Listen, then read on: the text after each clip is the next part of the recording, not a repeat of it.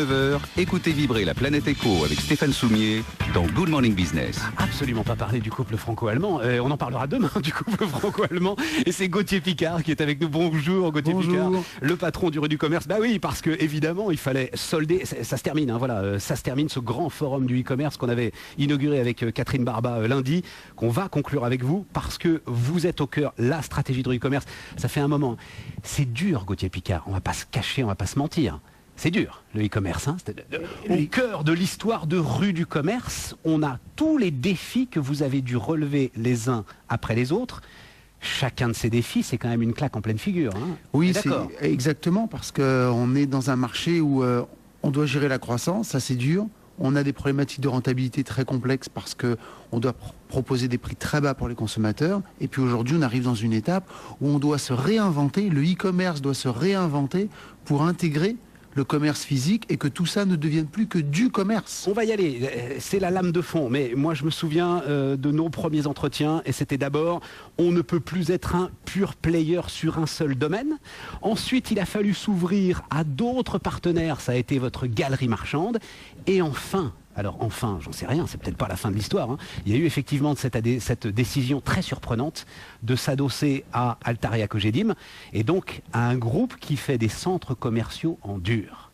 L'idée, Gauthier, et vous me disiez, c'était, on ne parlait que de ça à l'occasion de ce forum du e-commerce, c'est la fusion totale, c'est ça maintenant? Oui, l'idée c'est que, encore une fois, dans le e-commerce, il y a besoin d'investissement pour continuer l'aventure, pour passer les étapes. Et pour les gros sites, les investissements ne peuvent pas se trouver sur le marché financier en tant que tel parce que je pense qu'il n'y a pas assez de confiance par rapport à la problématique de rentabilité de nos entreprises qui sont encore 10 ans après leur création en phase d'investissement et en phase de vérification du modèle. Ce sera rentable, c'est sûr, mais il y a encore besoin de mettre beaucoup d'argent. Ça l'est pas encore, on est d'accord, ça l'est pas encore. Ça l'est, mais si vous n'êtes pas Amazon, c'est pas rentable. Ça l'est, mais on a fait dans le meilleur des cas, on a fait jusqu'à 2% de rentabilité dans nos années plus jeunes. C'est quand même pas encore des rentabilités incroyables, toujours assez fragiles. Donc ça, c'est le premier point. Le deuxième point, c'est qu'effectivement, il y a tous les acteurs traditionnels qui maintenant ont envie de venir dans le e-commerce parce qu'ils sont aperçus que cette année, ça va faire 45 milliards, ce qui est quand même pas rien. Et donc, il y a le mélange des genres. Et donc, nous, notre rôle de gros site internet pure player à l'origine, c'est de nous rapprocher de ces univers de consommation physique pour essayer de prévoir la version du commerce de demain. Et effectivement, on va arrêter de parler de e-commerce, on va arrêter de parler de commerce physique. Le consommateur, maintenant, il achète n'importe où. Et il s'en fiche de savoir si c'est sur Internet, sur son smartphone ou dans le magasin. Et nous, on doit faire cette révolution-là. Ce qu'on proclame tranquillement là à 8h moins 10 sur BFM Business, c'est la fin du e-commerce. Le e-commerce est mort. Le e-commerce n'est pas mort. Le e-commerce va s'intégrer dans la notion de commerce, tout comme la télé s'est intégrée à l'époque où elle a été lancée dans l'univers des médias.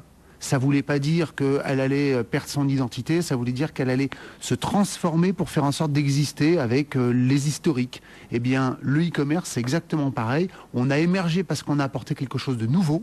Et maintenant, on va s'intégrer dans la grande famille du commerce qui est évidemment incontournable.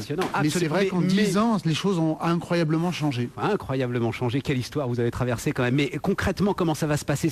Ça veut dire, on a un centre commercial Altaria Cogedim et au milieu, on a des bornes Internet dans lesquelles on est en contact permanent finalement avec l'ensemble de ce que peut offrir l'ensemble des marques qui sont représentées dans ce centre commercial. Concrètement, il faut offrir aux clients la possibilité de trouver n'importe quel produit à n'importe quel endroit et à n'importe quel moment. C'est ça l'enjeu.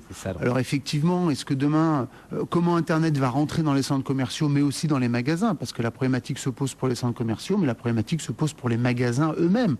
Les magasins qui ont des enseignes, les petits commerçants. Comment vont vivre demain? Parce qu'aujourd'hui, ils le vivent très mal. Aujourd'hui, ils ont l'impression qu'Internet leur enlève leur business. Comment est-ce que demain, le petit commerçant de quartier va pouvoir intégrer Internet dans sa vie? Donc, c'est tous les enjeux qu'on a à gérer avec Altaria maintenant.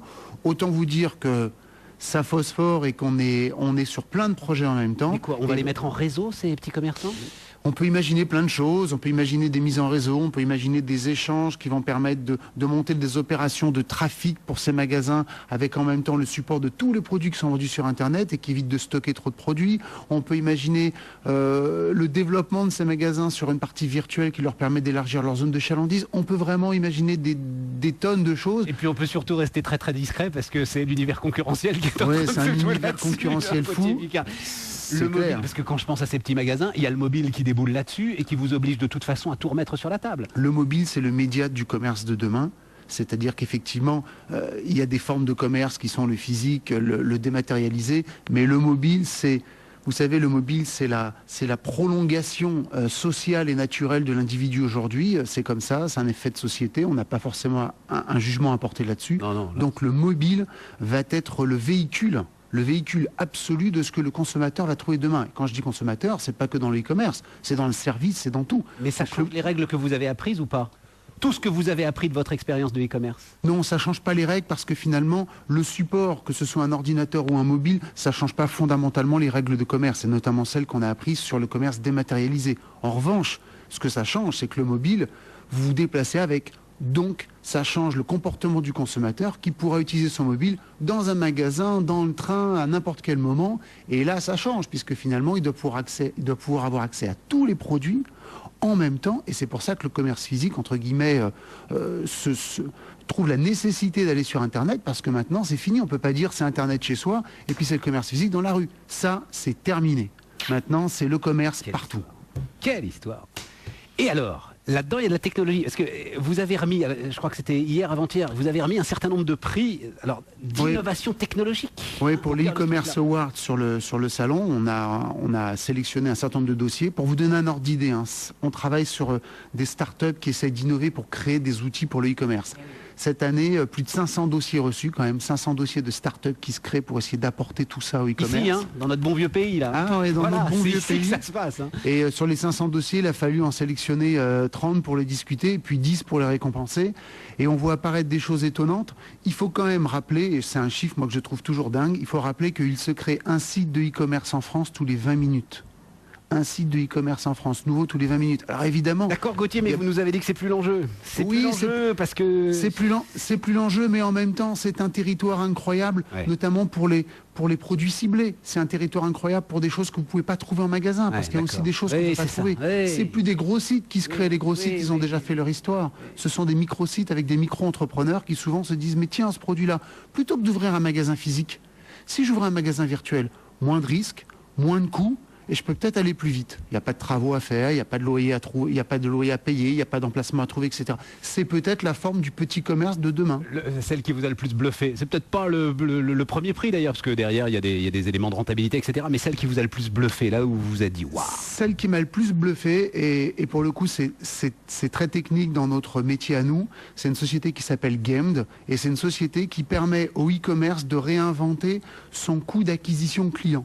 Aujourd'hui, le e-commerce a beaucoup de mal à trouver la rentabilité parce que ça coûte cher de conquérir un client. Il faut faire beaucoup de communication, il faut faire énormément de choses.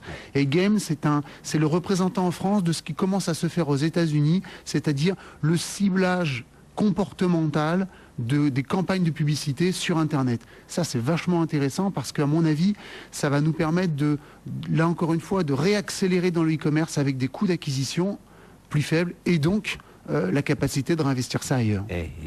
Il y a un mot pour dire ça, ça s'appelle l'espionnage quand même, ce que vous nous décrivez là. C'est-à-dire, c'est une manière de nous traquer encore plus efficacement, on est d'accord hein, Oui et non, c'est une manière d'essayer de comprendre quel est votre profil et en fonction de ce que vous faites, en fonction effectivement des achats que vous faites, etc. C'est pour notre bien, à chaque fois on nous dit c'est pour notre bien, à chaque fois on va être oui, parce qu'on va vous proposer les produits que vous attendez, donc c'est la proximité.